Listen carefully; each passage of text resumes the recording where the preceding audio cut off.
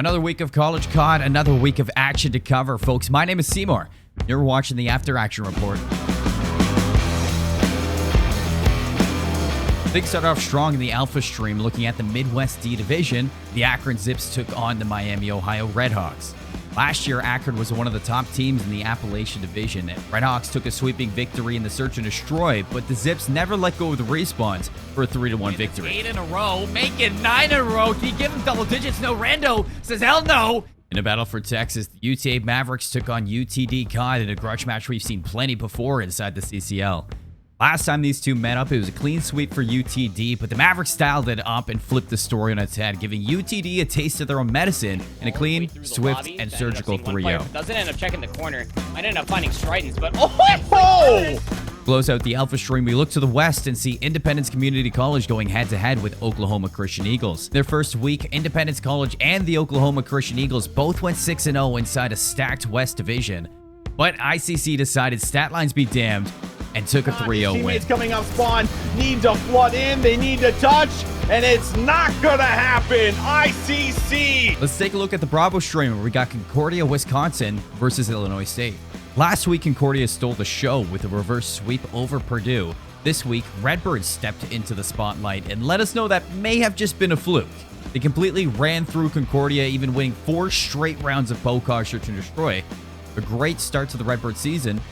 To be able to break that 200-point threshold. Leo, Graveyard Master. He's the Undertaker. He's laying the low. My God. And he goes for the 4th. Oh, no. South Dakota Coyotes versus SDSU ESPORTS.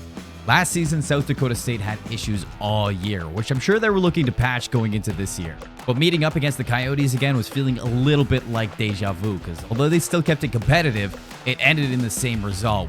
Hold it down, but here we go. The man we mentioned, Jaruski going off, finding 3, make it 4 there in a row to get 3 wiped out. To close out Bravo and Day 1, we look at CU Boulder versus UNM Esports. Last year, CU Boulder was one of the CCL's strongest schools, so the newcomers in University of New Mexico had their work cut out for them in this match.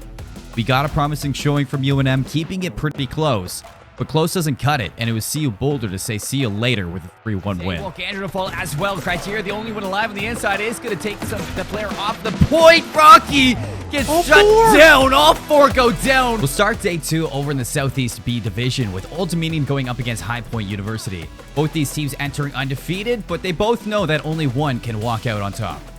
It was a nail-biter finish on Tuscan Hardpoint, but in the end, High Point University were the team to close out the series in a 3-0 fashion, proving once again why we call them one of the strongest respawn teams inside the CCL. And, you know, that's something that's got to change, especially as Sexton starts to hit a bit of a rotation. 3 in a row. The 4th was absolutely FREE free. I know what you guys might be thinking. Another undefeated matchup. Well, we're just chock full of them this week. We head up north to McMaster versus Western as the Marauders take on the Mustangs. And a good start from Western turned into a total back-and-forth slugfest, with the Marauders squeaking out a W to secure the top cut in their division moving forward. Big hit for 2, and now 5 seconds away. Western, they have to put the pedal to the metal, but here come the streaks. The Marauders say no. They're going to shut this down. You ever see a fist fight in the streets of New Jersey at 10 o'clock at night? If not, don't worry, because I didn't either until now. Longtime rivals New Jersey Tech and Rutgers took the final match on Alpha Stream, and boy, did Rutgers have some words. Rutgers made quick work of NJIT, keeping them on the back foot all series long, with Hybrid leading the way into that 3-0 victory. Loving the look of it, backs away, tries to put the spawns run. As he does, he finds an opening in the back door, looking for the double. Ryuga! I'm very confident about any gunfight you're about to take, including the one that's coming from behind. Hybrid for 1. Through the doors. Oh, he gets 2 seconds! Let's take a trip down to the Southeast C Division where Alabama Crimson take on UTK Esports. Bama Crimson started their season as expected with a strong 2-0, while UTK started rough with an 0-2. You think that matters to UTK though? Hell no. UTK came in laced up and took the 3-1 with an absolute photo finish game in Berlin Hardpoint. I mean, my heart is still racing from that. Right here, right now. Nico gonna get 1. Curious gonna get 2. They're coming in hot and heavy, but Revise picks up 2. Revise gets 3. Not coming into his house. Get out my lobby. Here, ladies and gentlemen, this stuff could be theirs. They could be knocking out the Alabama Crimson Tide. This could be the final push. They know where they're spawning at, and this is it, ladies and gentlemen. 3, 2, 1, the final push. Have they done it? They've done it. Oh my goodness.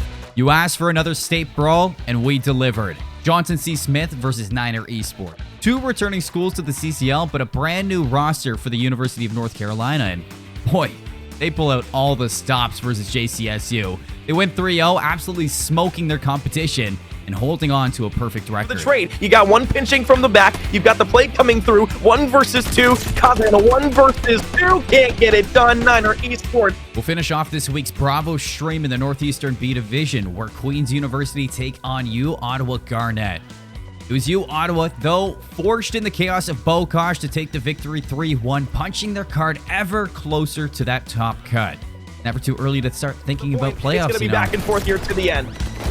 Yeah, and it looks like Ottawa are going to be able to clean things up. That's all the action we have for week number 2. Thank you guys for tuning in, and don't forget to follow us on Twitter over at College COD.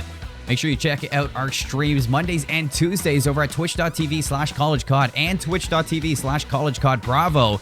If you want to keep up with your favorite schools, check out their stats for the season, head over to our website, collegecod.com. Once again, my name is CMoore, and you've been watching the After Action Report.